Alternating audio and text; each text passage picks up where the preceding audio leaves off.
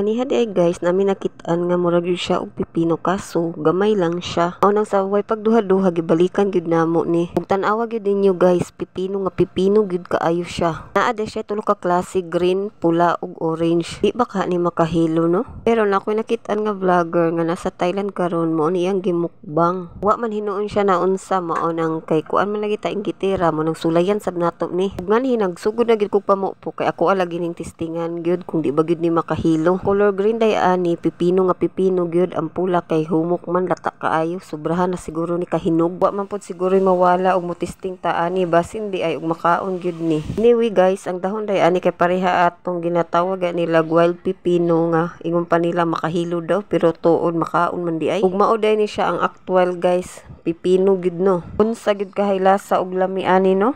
Makaon ba gyud kaha ni og di ba gyud ni makahilo? Tangin na lang ninyo ang parto sa akong pagkaon ani. Salamat.